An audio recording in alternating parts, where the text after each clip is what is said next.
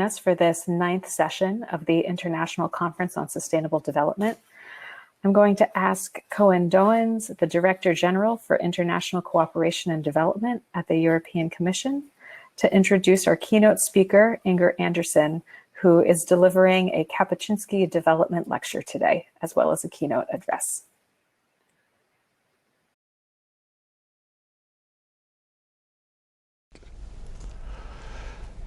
It is a great pleasure to open today's Kapuscinski Development Lecture. Before introducing our speaker, Andersen, Executive Director of UN Environment, I would firstly like to thank all of those involved in organizing this event. The United Nations Development Programme, the Sustainable Development Solutions Network, the Global Association Masters in Development Practice Programs, and Columbia University. The Kapuscinski Development Lectures look at strategic topics on the future of international partnerships and sustainable development. Over 100 lectures have been delivered already. And in honor of Richard Kapuscinski, it is fitting that today's lecture covers a truly global topic: the green, sustainable recovery. As we look towards the recovery and shaping a new, better world, a huge change will be required from all of us. We will need a deep commitment that can be sustained over time, a transition of not just targets, but heightened awareness. As Kapuscinski wrote himself in his last novel, Travels with Herodotus, a journey, after all, neither begins in the instant we set out, nor ends when we have reached our doorstep once again. Today's lecture looks at such a journey, solutions for the decade of action. 5 years ago, 193 UN members adopted the Sustainable Development Goals as a shared roadmap to end poverty, rescue the planet, and build a peaceful world by 2030. We made progress, but not enough. And we have 10 years left to transform our world. It is in this context that the UN has launched the Decade on Ecosystem Restoration and the Decade on Biodiversity, and why the EU has launched the Green Deal to tackle the global climate and environmental related challenges. And it is why global leaders will meet at the end of this month for the UN Biodiversity Summit to accelerate a global biodiversity framework for COP15 next year. The facts are clear. The Global Biodiversity Outlook 5 report, just released, shows that the rate of biodiversity loss is unprecedented in human history, but that we can reverse the trend if we make the right decisions. The COVID-19 pandemic has laid bare our vulnerability and fragility. Does it mean that our priorities have changed? Quite the opposite. Our priorities are all the more important and urgent. Beyond the short-term response to the crisis, we have a once-in-a-generation opportunity to build a global, strong, green recovery. If we get it right, this can be a turning point for people and planet. The post-COVID economic recovery and the transition to a sustainable, just, resilient and climate-neutral economy should go hand in hand. The European Union alone will be spending 1.8 trillion euros to help reboot the economy. This is why the recovery plans should invest in a systemic modernization across our economy, society and industry. And that is why the European Green Deal lies at the heart of this recovery, a plan for true recovery. It's Europe's growth strategy, a transformative agenda to combine policies to tackle climate change, to reverse biodiversity loss and eliminate pollution by moving to a circular economy while leaving no one behind. It includes ambitious goals in terms of biodiversity preservation, transforming at least 30% of Europe's lands and seas into effectively managed, protected areas and climate neutrality, emission reduction target of at least 55% by 2050. And this goes with financial means. European leaders agreed last July that 30% should be spent in support of our climate objectives. We have the ambition, the vision and the investment. To succeed, we now need to join forces with our partners, governmental and non-governmental, across the world. That is why the Commission is stepping up engagement with its partners across the globe to help transition our economies to low carbon, green, inclusive and resilient, while preserving biodiversity. We need to build together innovative and well-designed responses. The focus should be on key sectors with huge potential for transformation, like land and agriculture, energy, industry, mobility. We should also look at the social dimension, like decent job creation, as well as at enablers such as the digital transformation. For example, the newly proposed EU comprehensive strategy with Africa is a good example of how we want to engage with Africa around the green and digital transformation. We will cooperate on biodiversity preservation through a new initiative, Natur Africa, which will support protected areas while improving livelihood for local populations. In practice, this cannot be a one-size-fits-all, but we need to look at better policy and regulatory frameworks, including taxation, and support ways to direct investment towards sustainable economic activities. We are firm believers in strong international bodies and a stronger multilateral system. UNEP, together with UNDP, are like-minded and strategic partners for the EU. I look forward to continuing our good cooperation and to taking up the challenge together of building the world we want to live in, the world you want to live in. I would like to encourage you all to join the debate on Twitter by using the hashtag #CapTalks. Now let me turn to Inger Andersen, our guest speaker today. You're most welcome here. Inger has a strong background in international green topics, previously working as Director General of the International Union for Conservation of Nature and at the World Bank. Inger, we know your commitment to conservation and sustainable development is unfailing, and we are ready to continue our partnership and journey together to take up the challenges of this decade. Thank you very much, and I'm now passing the floor to you. Well, thank you so much for that very, very generous introduction, Koen. Doens, Director General for International Cooperation and Development at the European Commission. And to Jeffrey Sachs, Professor Sachs, a long-term fellow traveler, my thanks for the invitation today. Distinguished guests, ambassadors, delegates, partners, colleagues, and friends. It's a distinct privilege and a real pleasure to have the honor to deliver the 2020 Development Lecture, organized by the Earth Institute of Columbia University in cooperation with the Global Masters of Development Practice and the UN Sustainable Development Network. This year's theme is one that the conference is aptly titled Global Cooperation to Build Back Better. And in this context, you should not be surprised that the central core of my message is that multilateral action can unlock the full potential of a green COVID-19 recovery. But let me start with these triple planetary crises that we are currently journeying, because as we look at the impact of our action on the planet's ecological and atmospheric stability, we can see that there's something seriously wrong with how our economies and societies operate. COVID-19 is deadly and destructive, don't get me wrong. We were already deep in the throes of these three planetary crises, the climate crisis, the nature crisis, and the pollution and waste crisis, have been underway for decades. I was talking about these three crises: the climate crisis, the nature crisis, and the pollution and waste crisis. They have been underway for decades, caused by our unsustainable production and consumption. And we see these crises mirrored in the COVID-19 crisis. We see it also in rising temperatures and wildfires and droughts and floods and hurricanes and all of that. We see it in the debilitating air pollution, and we see it in this inordinate waste and chemical streams, including plastic waste, choking our oceans. Take each of these crises individually and it would be serious. Put them together and these crises together become mind-blowing.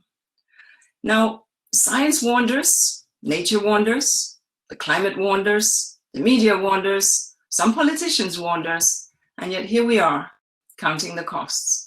Millions of lives have been lost each year, massive economic losses, livelihood, threat to peace, to security and to well-being, and fragile species disappearing into memory.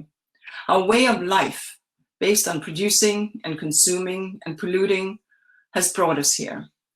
Even in a time of global belt tightening, humanity still needs 1.6 planets to sustain itself. And nature, which makes human health and prosperity possible, is a breaking point. So why am I saying that multilateralism is still the answer?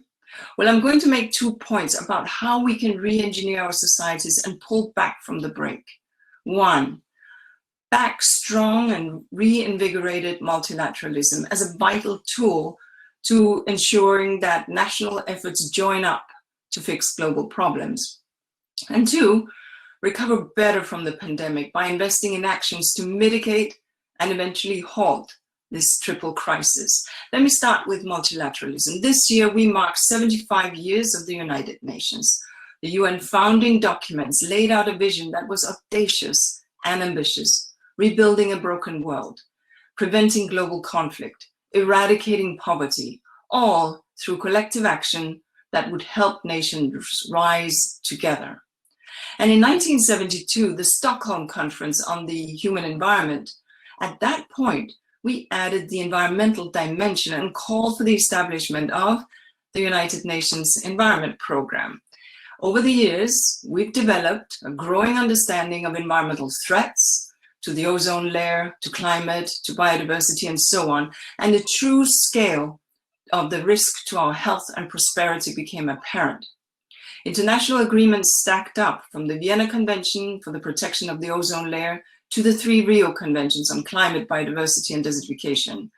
UNEP alone houses over a dozen multilateral environmental agreements. And now on top of this, we have the Sustainable Development Goals, which lays out our collective blueprint for a sustainable world that underline that a healthy natural world is fundamental to a world free of poverty, hunger, war, and inequality. But look, I get it. It's easy to be down on multilateralism because multilateralism has not hit all its lofty targets. And even before COVID-19, progress across the SDGs was uneven. And we failed to meet the biodiversity targets made in 2010, called the Aichi targets, to halt biodiversity loss. And science reveals that the commitments we made under the Paris Agreement, on which are falling short, are not enough to make climate stability ensured. So yes, we must focus on where we've fallen short. But multilateralism is the only way to make a meaningful global push. And it has made a significant difference, even when we've not reached as far as we hoped. Maybe let us look for a moment at the Aichi targets, the biodiversity targets from 2010. Even though, yes, we did not meet these targets, as the recent Global Biodiversity Outlook tells us, nevertheless, we understand that we have more biodiversity-rich protected areas than we had in 2010. Not enough, but we made some progress. And countries are measuring themselves against these targets, and where fisheries are regulated, stocks grew. Not enough, but we're making progress. Where coordinated action was taken to slow deforestation, habitat loss was controlled. Not enough, but we made action forward. And where ecosystem restoration was implemented, the decades of degradation has been reversed. And I also mentioned the Vienna Convention to protect the ozone layer. Last week, we celebrated 35 years of the Montreal Protocol and the Vienna Convention. The convention united the world to protect the ozone layer, which is now healing. We are closing the ozone hole, saving millions of lives and avoiding damages to agriculture, fisheries, and materials, and our own health. Where multilateral action has been taken, things changed for the better. And so we can ask how the planet's biodiversity and ozone layer would have fared without multilateral action to drive the world forward. So I say to you that multilateralism as a system does work. It's only when we do not commit strongly enough or where we fail to live up to our commitments that we falter. I'm not alone in this belief. Yesterday, member states adopted a declaration committing to a stronger multilateralism. Across the 75th anniversary year, massive UN engagement exercise found that most people want more international cooperation, not less, more solidarity, not less, to deliver a greener and more just future. So multilateral cooperation across borders and political differences is the only way that we can take global actions to meet the demand of the youth and of the next generation. So a moment then on COVID-19 recovery and that green transition, because of course, we must now also contend with the brutal impact of COVID-19. The pandemic is rolling back decades of progress on poverty, on gender, on health. Progress that would not have happened without multilateral action. However, the pandemic gives us now an opportunity and an opening to recover better. This means placing this triple planetary crisis, the climate crisis, the nature crisis, and the pollution and waste crisis at the heart of economic decision-making and turning around from our unsustainable consumption and production patterns. Investing in green recovery makes economic sense. Spending on renewable energy can generate 2.5 times more jobs than spending on fossil fuels. Cleaner energy can reduce the burden of disease from air pollution, which costs some countries 7% of their GDP. And as we embark on the UN Decade of Ecosystem Restoration, investing $1 in restoring ecosystems can generate $9 by way of return on ecosystem services and livelihoods. So we need to use all the tools we have in the toolbox, because never before has the world seen so much money injected into the economy. Governments can choose how to spend those monies in their stimulus packages. And let us remember that this money is our tax money, taxpayer generated, and therefore it needs to benefit the citizens and the future of societies. Bail out the old dirty economy or use every tool in the toolbox to forge that new green and sustainable future. The choice is pretty obvious. And so to speed up the green transition, stimulus packages should include bailouts with, yes, green strings attached, investments in nature-based solutions, sustainable agriculture, renewables, conservation and green infrastructure, loans and grants for green investments, green R&D subsidies, reinforcement of environmental legislation, ending fossil fuel subsidy, and levying carbon taxes. Now, some has been done, but more is ahead, because rightly, I think, the initial wave of the stimulus was fiscal in nature and cut checks or reduced taxes or reduced VAT to protect people, to protect jobs, and to protect companies. And that was the right thing to do. But as the second wave is rolling out, we need to make sure that some of the encouraging signs that we have seen are sustained and multiplied across the world. The European Union's 750 billion stimulus plan and the Green Deal, of course, show many green measures in agriculture, energy, and way beyond. But beyond Europe, South Korea's nearly 100 billion Green New Deal aims to create 1.9 million new jobs by 2025 through green transition in energy and housing and mobility and industry.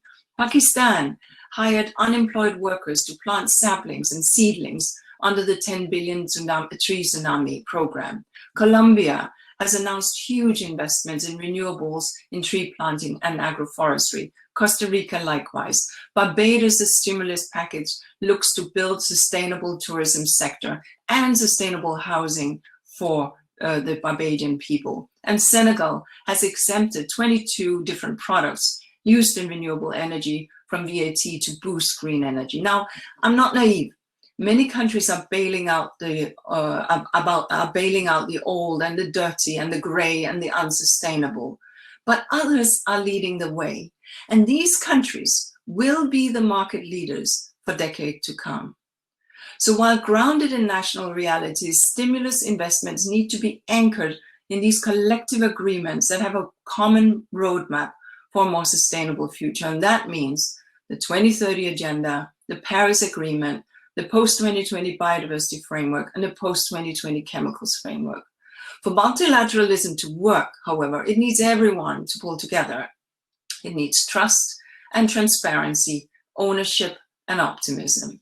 It needs goals that can be broken down and implemented at the national levels, and then added up and measured at the international level to see that it's backing up the international goals. And it needs an informed public that hold governments and companies to account.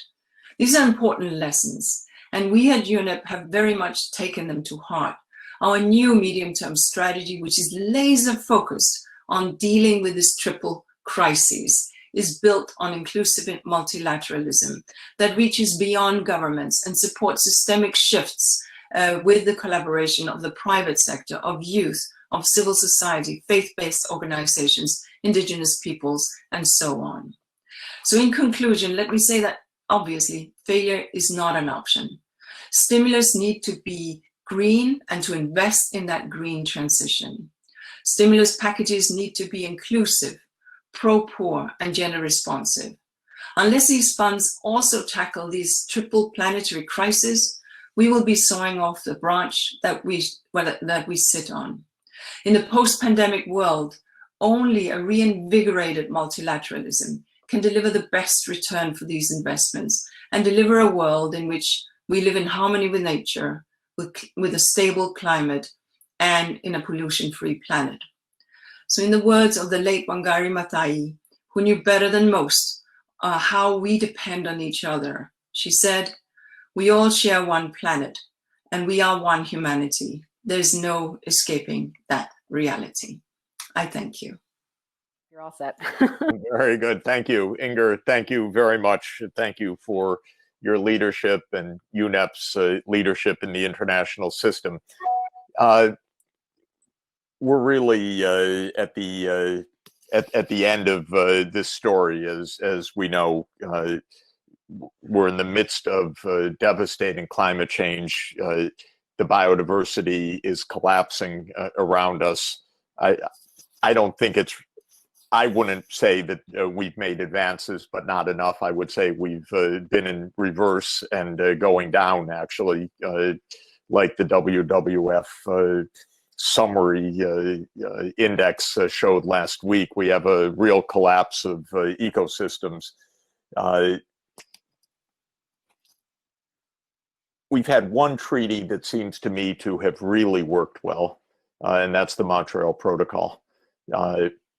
I wonder if what lessons you would derive from that. I have a couple favorites myself, but I'd love to hear your thoughts about why that one worked and how to make the same things work in other contexts, especially on decarbonization and on biodiversity conservation. Well, just to go back to the biodiversity story, of course, we haven't reached where we want to reach. But what I was intending to communicate is that where countries take action, nature is very forgiving. It will bounce back. I agree with that. Yeah. So it's not hopeless. You can take these actions, but we're not where we need to be. Yeah. So, why has the Ozone Treaty been a success? In a sense, it has a narrower focus, if you like, and it would impact very directly our health. It had that immediacy that COVID-19 has, in a way. You would get entire populations in certain locations suffering from cancer. And there was, I don't want to oversimplify, a relatively simple techno fix, which meant different gases and different forms and different insulation materials, etc., etc. Now, I don't want to simplify because it's a hard battle and 35 years and we're still working on it. What I think we have understood here is nevertheless that cohesion that the ozone, that Montreal Protocol and the Vienna Convention lays with its deep science that has never been politicized, with its deep understanding that science informs political action, and with the understanding that failure to act will not only lead to runaway climate change, but will also lead to runaway health catastrophe focused in mind. And then that there was this alternative materials to be developed or that existed in their infancy. Climate change is much more complex, and biodiversity is even more complex, you could argue. But we've learned a lot, and I think we've also understood that renewables are on the market and very, very competitive, in fact, more competitive than dirty and gray. And so there is an understanding now that we can head in that direction. Biodiversity has had the difficulty with the Aichi targets being quite diffuse, and it has been difficult to translate that into precise action. And maybe also, you know, much biodiversity is lost by farming, and farming is something that we need. And it has been difficult to get farmers to work with biodiversity positive agriculture, which is something nevertheless that is moving in the right direction at this point. Yeah, I think those are all excellent points. And I'd like to just make a comparison with the climate for a moment. With the ozone, we had chlorofluorocarbons, a range of gases, but all basically one class of gas that was destroying ozone. And there was a technofix, which was a different class of gases that wouldn't be ozone depleting. And then targets were set. And what strikes me as notable about the Montreal Protocol, different from the Paris Climate Agreement, for example, was that in the Montreal Protocol, it said that not only the users of these CFCs should phase out in 15 years originally, but also the producers should phase out. And that was very clear. Then this was applied to the local level in a very simple way. Everybody needed to phase out. There were nationally determined contributions of how much are you going to phase out of CFCs. It was everybody was on a timeline that was quite clear. And it seems to me that if we translate that to climate, which of course is more complex, but has some elements of this, we're not phasing out of energy, we're phasing out of fossil fuels. So we also are making a transition like the one from CFCs to HFCs. We're making a transition from fossil fuels to renewable energy. Our targets are funny because we give no responsibility to the producing states at all in our targets. It's only the emissions of use. And so to my mind, the villains in the world are like the United States, which are drug pushers, but they're pushing fossil fuels. And the US, Saudi Arabia, Russia, Australia, Canada, they're the ones producing, but how come we don't have targets for production, to phase out production? Because that's, there are only 10 countries that really produce 90% of the fossil fuels. So if we went to the US, as I said, US, Russia, Saudi Arabia, India, China, Indonesia, Australia, a couple of others, we'd be there. Why not tell them, stop producing this stuff? It's so dangerous for the world. And you have, 20 years to phase out, and the others have 20 years to phase in their solar panels and their wind turbines, or else they're not going to have energy. And then we'd all be on a pathway for success. Well, of course, if you could have waved that magic wand back in Rio 1992 and just made that happen, of course, that would have been a different reality than what we're journeying now. I think what we have is, however, that these are negotiations, and I can be as frustrated as you, but the bottom line was that under the ozone treaty, of course, resources were also made available to enable the phase out for for industries, and UNEP, we're a proud host of the Multilateral Fund that is funneling this money into the phase out and into the retrofitting. For those countries that are developing and are, and you didn't mention, say, South Africa or other countries that, Mongolia, others that have, you know, huge, let's say, coal deposits and have built an economy around that. The shift is hard, and this is where international solidarity has to come into the picture.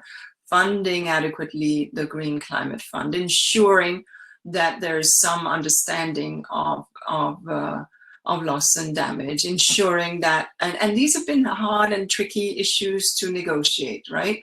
So you're of course right that the big producers have not been putting up their hand in 1992 and said, okay, we will commit to a phase out. But it has been a journey, and meanwhile, and here's the good news, is that renewable energy has really taken root, not as fast as we would like to see, not as deep as we would like to see, but countries that have promoted renewable energy don't need to really subsidize it at all anymore. Right. Because it's completely available and completely competitive. And that's super positive. And you see countries like Morocco that were net importers of all energy. And you've seen they were early movers in solar, and you've seen what that done to them. They with the Wasasat plant that has, you know, they invested 1 billion 10 years ago in solar. You've seen what Kenya has done, putting in money into geothermal and wind. So there are some amazing early movers that have essentially begun to free them from imports and begun to free them from being a polluting economy. So yes, you're right. That magic wand was not waivable, but I do think that those who have moved first and who are moving now will be market competitive and will leapfrog over that polluting age, which is what we want. I think just one more point or detail on this. To my mind, the big problem in the world is not countries that don't have fossil fuels, because, like you say, they've already realized sunshine and wind is better than importing coal and oil. The big problem is in places that have lots of fossil fuels. These are really the countries that are resistant and are wrecking the world. Actually, the world for all those that don't have the fossil fuels as well. And when the problem there is that the story that we tell of green recovery, creating new jobs and so forth, which is absolutely true, doesn't ring true in places. This is what our whole election is about in the next, not the only thing, but it's one of the things that our election is about. The coal and oil states are going to back Trump, and Biden's going to win the states that don't have coal and oil, and it's going to be a close election. And when you go to the Midwest swing states, they've been told that fracking is good for their job, is good for jobs. And we're saying, no, that's not true. Green manufacturing is good for your jobs, and we'll see how it comes out.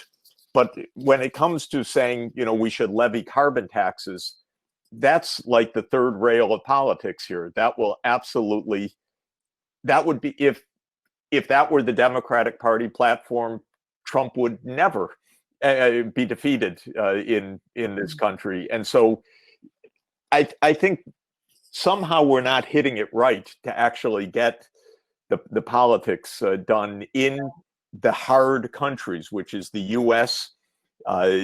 Because of it's a petrostate, and because of some of the other places. So just it's a reflection of frustration. I wonder if you'd comment on it. Well, I will refrain from commenting on the US election, obviously, but what I will say is that even countries that are highly dependent on hydrocarbon, such as, say, South Africa, are making moves and investments into renewable. Now, this is hard, and we need to understand that this is hard, right? Canada, that is also highly dependent, are are struggling with this, but it is not easy because you don't want, and this is why it's easy to say leave no one behind, but how to.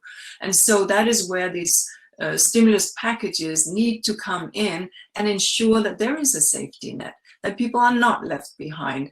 And that means an all of government and an all of society approach, because you can't leave that mining town just dead. And so ensuring that there is a degree of planning and a degree of investment going. So I get it, but I also get it plays into politics, and it does that all over the world. I do think, though, and I think, Jeffrey, from the work that we do, it's sort of the young people that we have to place our trust in.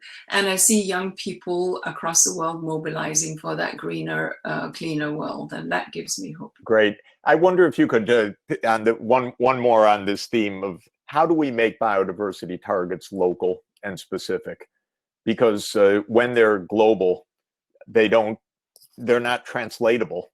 And this morning at the UN, I'll make another political statement because I'm a professor, so I can make such obnoxious statements. But President Bolsonaro, who was presiding over rampant Amazon destruction, said to the world, we protect the Amazon, we're the most environmentally friendly country, and so forth. A bunch of nonsense. Because we see the satellite readings every month, and the forest is being consumed by destruction, forest fires, and the like.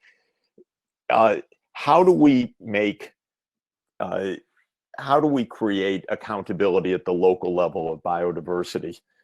Because we're going to lose it.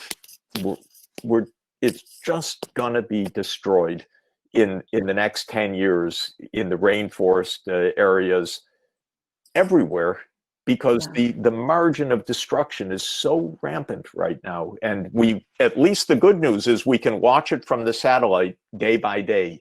So what can we do to really make accountability so that politicians can't get away with this kind of statement? Well, in general, look, we're losing biodiversity in the oceans, we're losing biodiversity on terrestrial land, and not just in the tropical forest. So that's probably an important takeaway. Yep. In Europe, where you have, essentially every square inch developed, I'm exaggerating to make the point. But there you have seen over the decades and over the centuries, massive biodiversity loss. So own that.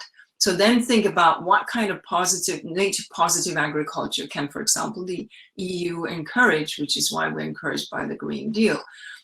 Fragmentation and infrastructure is the biggest, and obviously deforestation and invasive species are some of the greatest driver of loss. So to get to what some people and my old colleagues in IUCN referred to in sort of tongue-in-cheek add-upability, how do you add up that what every country does? I think in 2010, we agreed on these national biodiversity strategies and action plans, but they were not necessarily aligned with the Aichi targets. So you couldn't actually very well add them up. Moreover, they were agreed by very, very good and drafted by very, very good ministers of environment, but they were not mainstreamed into where biodiversity loss is occurring, which is often if there is a Ministry of Forestry, a Ministry of Agriculture, a Ministry of Industry, a Ministry of Infrastructure. And so understanding, and this is what my colleague Elizabeth Marema, who is the Executive Secretary for the Biodiversity Convention, is pushing, that this will have to be a much broader thing than a little environmental bubble that will agree on the next set of targets. We learned in Paris that it is when industry, and at that time when mayors, when those that own the climate shift or the climate solutions, we learned that it was when business, when those kind of companies and individuals lean in, that you can strike agreements. And frankly, the chorus, as you well know, was at times louder outside the negotiations than inside. And that was it gave courage to the negotiators. We hope that we can get to something similar. Now, on the climate, we were greatly aided by having a unified target, an apex target, less than 2 degrees. Exactly. You could argue that we didn't have an ocean warming target. We didn't have an acidification target. We didn't have so many other things that in an ideal world, maybe we would have liked. But we had this one sort of Southern Cross, North Star, whatever you want to call it, that we were heading for and sailing on. And that was important. So that then meant that countries, companies, etc., could begin to model themselves on this. Biodiversity, we are still negotiating, but there is a degree and a sort of a living in harmony with nature, no net loss, and looking at biodiversity as an element that is made up of species loss, ecosystem loss, and genetic diversity loss, or the other, put it in the positive. These three dimensions we need to be observing. And finally, we need to be clear that where we're losing biodiversity is obviously not in the protected areas. We're losing it in where you and I live. And so we need to understand that we need to integrate biodiversity into the built environment, into the agricultural fields. And then, yes, what kind of monitoring and reporting mechanism will be in place? And this is in negotiations right now. You know, in climate, we had a lot of discussions around MRV. That's clearly not the conversations in climate in biodiversity, but what kind of reporting will it be and how robust will it be? And here, citizen science, the eye in the sky, media and scientists can actually do a lot more than you can necessarily on climate. It's harder, right? So encouraging that will also presumably be part and parcel of a solution package, not necessarily in the negotiation framework, but simply people calling for it. So we still have some way to go. The COP is in May of next year, and there's a lot of work underway. But I remain cautiously hopeful that we will get to something that will have a greater stretch of a vision and a greater degree of accountability for I think when we look at the climate progress, or however one wants to characterize it, the greatest handhold that we have right now is the 1.5 degrees C target. And it was actually quite ingenious and lucky that in the Paris Agreement, it said keep warming below 2 degrees and aim to keep warming below 1.5 degrees. And then the IPCC report was really a wonderful contribution to say it makes a big difference whether it's 1.5 degrees and 2 degrees. And now we have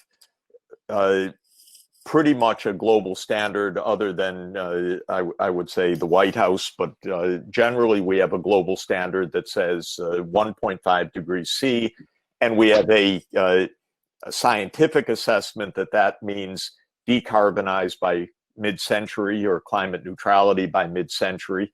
This morning, President Xi announced that China is committed to climate neutrality by 2060. That was actually a big advance because there was no target out there beforehand.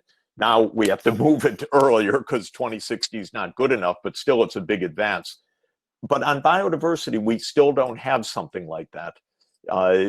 We don't have a clear benchmark, and if it's too complicated, it also will remain a global generality that will not really guide either the businesses, as you rightly mentioned, or the governments, or the accountability towards the global target.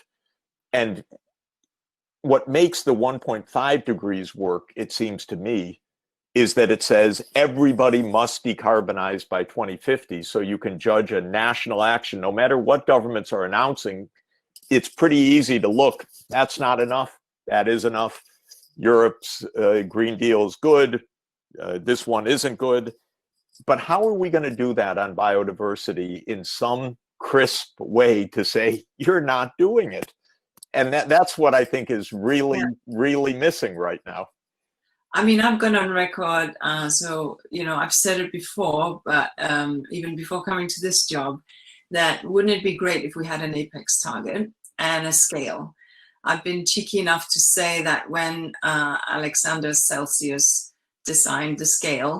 You know, he wasn't thinking about Paris. So scientists outside of a negotiation room can actually design a scale. And I've challenged the science world to do just that.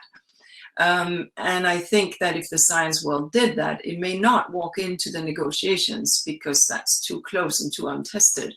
But I think it would grow legs and people will familiarize themselves with it. And I know that there are scientists sitting here and they're working exactly on this. And that scale would be, to my mind, a combo of genetic, species, and ecosystems. And, you know, somebody smart could plot a gap and see where we are. It doesn't need to be within a negotiation. What needs to be in the negotiations and what would appear to be coming, but we're still in the negotiations, is certainly known, the idea that by 2050 and by 2030, certain targets have been met. And that this idea of translating living with harmony, in harmony with nature means no further species loss other than natural losses, which occur naturally, and defining that. And then working on this scale. Now, it's true, this is a catch-up because the Celsius scale had been in existence for quite some time and people knew heat and so on. But I think that, look, it's much harder because an orchid in one place, a butterfly in another, and a savanna that becomes desertified and a wetland that is disappearing. How do you square it all together? That's the crux of the matter, which is why the national plans need to be totally aligned with what the targets are so that we can add them up with greater degree of accountability. And then we need to have something that captures the public's imagination. Some people are calling for sort of 30 by 30, 50 by 50, that kind of thing. And that's fine, you know, as a call, but here it is. We're not losing biodiversity in the protected areas. We're losing biodiversity in the unprotected areas. So we need to actually rethink agriculture, rethink pesticides, rethink insecticides, rethink fragmentation, rethink trade, because that's how we have endangered species, right? I mean, phytosanitary dimensions of trade. And those elements will certainly be very key to ensure that we can bring down losses.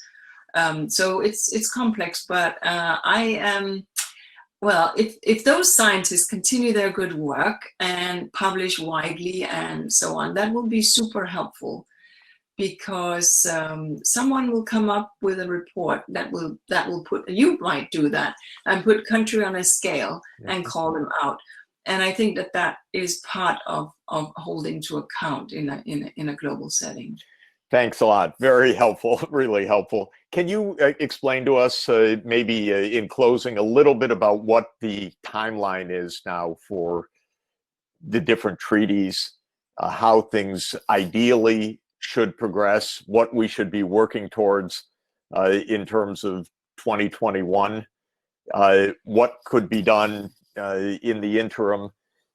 And by the way, I actually like the fact that the General Assembly was online today so that everybody could watch.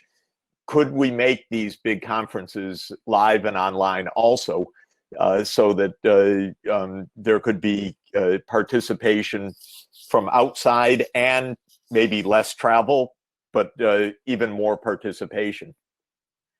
All right, so I'll start with the first part, and I'm aware that we're running against the clock, but let me just say that I think, well, obviously the biodiversity conversation negotiations is absolutely critical. There are a number of SAPSTA meetings, etc. They keep having to readjust because of the current situation, but the COP is so far still anchored in May. We'll see if that will hold, but you know, we're living in this weird world. As for climate, our primary press and push right now is to get ambitious NDCs in and to have those big emitters, essentially the G20 minus plus, to really make some some ambitious commitment. And you've heard the Secretary General going on record saying, look, we should not be doing any more new coal plants, right? I mean, Right. we should not be doing this. So I think the UN has gone on record. It doesn't square off with it doesn't square and meet with our Paris commitment. So ambitious NDCs, and there are over 100 countries that have committed to ambition, but it's 17% of the global emissions or something like that. So we need to have more ambition here. Now, your second part of the question was what? It was about online. Online. Yeah. So you will not be surprised that this executive director from UNEP obviously thinks that the more we can ensure inclusion and have NGOs having presence and so on, but also minimize our carbon footprint, the better it is. I think we do need to meet in person from time to time because it's very hard to do tough negotiations. But we in UNEP, way back in March, commissioned a little work, internal work, where we said, what does environmental governance look like in a pandemic setting? And there are some shifts that need to be made. So I think that we are learning so much, not just from international, not just in international diplomacy, but across the world about how we can make use and greater transparency and holding to account of international diplomacy. Mind you, and being based in Kenya and working with many countries in the global south, we need to then find solutions to the connectivity haves and the connectivity have-nots, which means ensuring that investments from private and public sectors into fiber optic and into underwater cables, etc., can ensure connectivity. And that is not the case today. So in-person will continue for some time, but we need to continue pushing in that direction. Great. Let me just take the final moments, Inger, to thank you for your leadership, which is remarkable and outstanding, and to let you know how many people are actively participating in the conference and in the chats. And we want to have your back at UNEP. It's so vital what you're doing, and we're really looking for ways to support your leadership, and you're inspiring us, and we're looking for some strong outcomes in the coming year, and we're here to help. So thank you. Keep pushing and we'll get there. We will. And thanks to everybody participating. So many good questions, but I tried to weave them into a conversation. But thanks for the stimulus, asking lots of questions about how the negotiations can proceed. We're just grateful for the chance to have the conversation. And we'll turn it back to you, Lauren, to wrap us up. Thank you, Inger. Thank you.